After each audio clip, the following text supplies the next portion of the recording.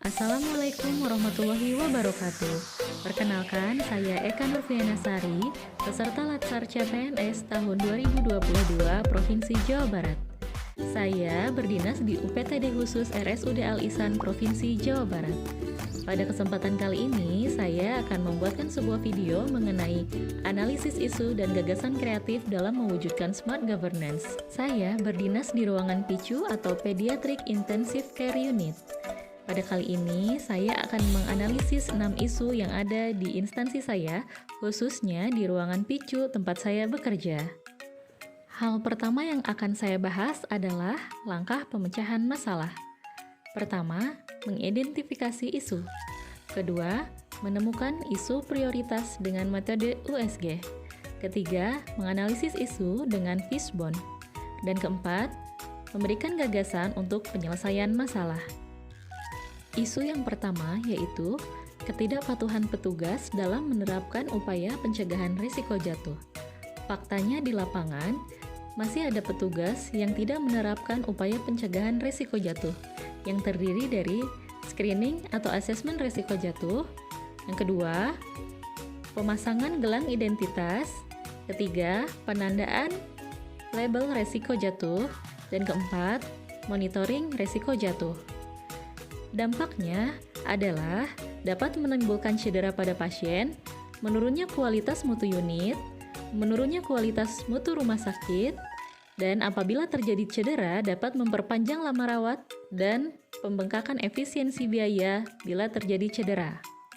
Untuk pihak yang terdampak, yaitu pasien itu sendiri, keluarga pasien, unit kerja, dan rumah sakit, karena berdampak kepada mutu rumah sakit. Isu yang kedua yaitu ketidakpatuhan keluarga pasien atau pengunjung dalam mematuhi aturan yang berlaku. Misalnya, datang di waktu yang bukan merupakan jam kunjungan atau berkerumun masuk ke dalam ruang rawat inap pasien. Dampaknya adalah mengganggu pasien yang seharusnya bed rest, apalagi pasien dirawat di ruangan PICU atau Intensive Care Unit khusus pediatrik. Sehingga dampak lain adalah membuat kerumunan dan suasana di ruang rawat menjadi tidak kondusif. Isu yang ketiga adalah kurangnya pengetahuan pasien dan keluarga mengenai risiko penularan infeksi. Faktanya, banyak keluarga pasien yang tidak memakai masker ketika masuk ke rawat inap.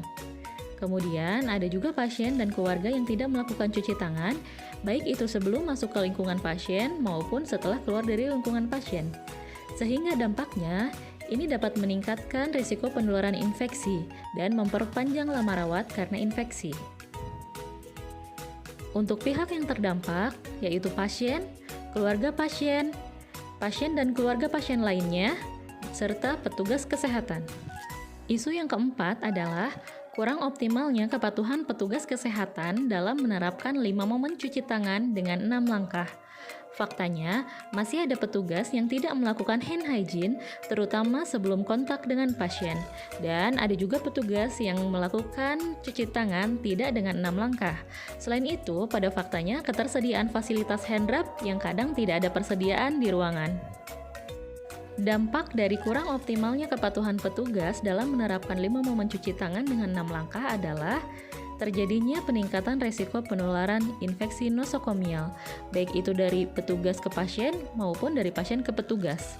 Kemudian, tidak tercapainya pelayanan sesuai standar, diantaranya mutu unit menurun, sehingga mutu rumah sakit juga bisa menurun.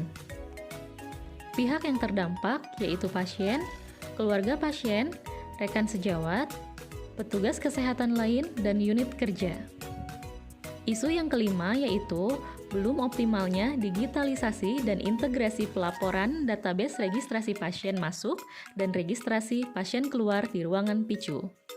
Pada faktanya, setiap pasien yang masuk ataupun yang keluar masih dicatat secara manual.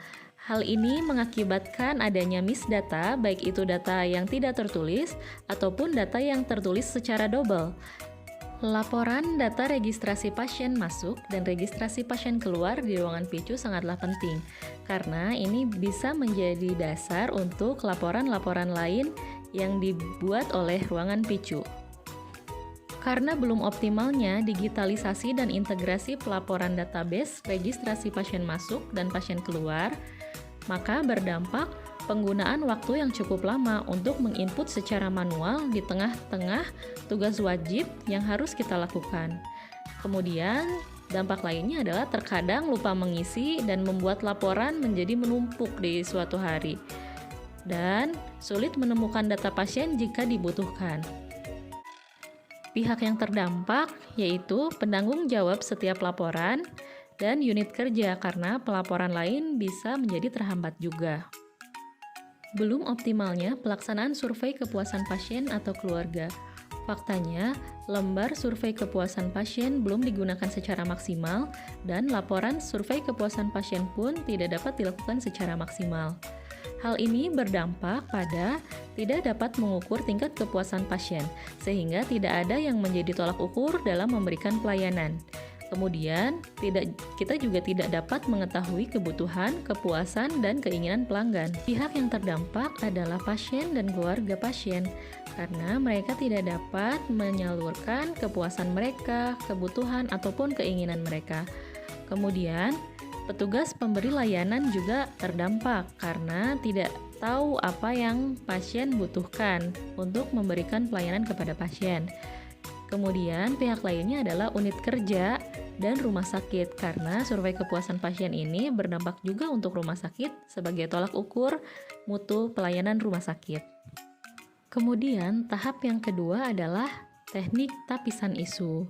Di sini saya menggunakan teknik tapisan isu USG, yaitu urgency, seriousness, dan crowd. Urgensi adalah seberapa mendesak suatu isu harus dibahas, dianalisis, dan ditindaklanjuti. Seriousness berarti seberapa serius suatu isu harus dibahas, dikaitkan dengan akibat yang akan ditimbulkan. Dan growth adalah seberapa besar kemungkinan memburuknya isu tersebut jika tidak ditangani segera. Dari keenam isu yang telah saya analisis dan saya tapis dengan teknik tapisan isu USG, kemudian saya dapatkan nilai yang paling besar adalah isu belum optimalnya digitalisasi dan integrasi pelaporan database registrasi pasien masuk dan pasien keluar di ruangan PICU. Lalu, tahapan yang ketiga adalah analisis core issue. Pada tahap ini, saya menggunakan bagan fishbone untuk menganalisis akibat dan dampak yang ditimbulkan. Bagan fishbone yang saya buat terdiri dari 6N, atau method, manpower, material, mesin, measurement, dan mother nature. Untuk metode, menurut saya karena tidak membuat laporan berbasis digital dan terintegrasi, melainkan masih manual tulisan dan input, dan tidak mengikuti aturan pengisian pelaporan, sehingga mengakibatkan belum optimalnya digitalisasi dan integrasi pelaporan database registrasi pasien masuk dan pasien keluar di ruangan PICU. Untuk manpower, yaitu karena tidak ada pegawai yang dapat membuat aplikasi yang memudahkan pelaporan dan kurangnya kemampuan literasi digital yang dimiliki oleh pegawai. Untuk material, karena kurangnya koordinasi dengan tim IT rumah sakit dan kurangnya sosialisasi mengenai pentingnya literasi digital. Selanjutnya untuk faktor mesin, yaitu karena device untuk membuat aplikasi yang tidak mendukung dan belum adanya teknologi atau aplikasi berbasis digital yang mendukung dan memudahkan pembuatan laporan. Untuk measurement, yaitu karena kurangnya pengawasan mengenai adanya miss data atau double data pelaporan dan tidak adanya aturan yang menugaskan batas akhir pembuatan laporan. Untuk mother nature, yaitu karena adanya budaya pemanfaatan digital yang kurang. Untuk mother nature, yaitu karena kurang adanya budaya pemanfaatan digital, melainkan melanjutkan kebiasaan yang sudah ada atau ditulis manual atau diinput manual. Yang kedua, tidak terciptanya keinginan berinovasi untuk memudahkan pelaporan. Dan yang ketiga, tidak adanya kesadaran pentingnya pelaporan registrasi pasien. Menurut saya, 6M tersebut adalah faktor yang dapat menyebabkan belum optimalnya digitalisasi dan integrasi pelaporan database registrasi pasien masuk dan pasien keluar di ruangan PICU. Tahapan yang terakhir adalah gagasan kreatif yang dapat diusulkan. Yang pertama adalah mengadakan sosialisasi mengenai budaya pemanfaatan digital, terutama untuk pembuatan laporan registrasi pasien. Yang kedua, melakukan koordinasi dengan tim IT rumah sakit perihal pembuatan aplikasi pelaporan sederhana yang dapat menunjang sebagian besar device yang digunakan oleh pegawai. Yang ketiga, membuat aplikasi pelaporan registrasi sederhana di ruang picu. Dan yang keempat, melakukan sosialisasi mengenai aplikasi yang telah dibuat. Kesimpulan dari video yang saya buat adalah bahwa pengetahuan dan kemampuan mengenai literasi digital merupakan hal yang penting di era serba digital ini untuk menunjang pekerjaan yang dilakukan menjadi lebih mudah, efektif, dan efisien. Sekian yang dapat saya sampaikan, semoga bermanfaat. Wassalamualaikum warahmatullahi wabarakatuh.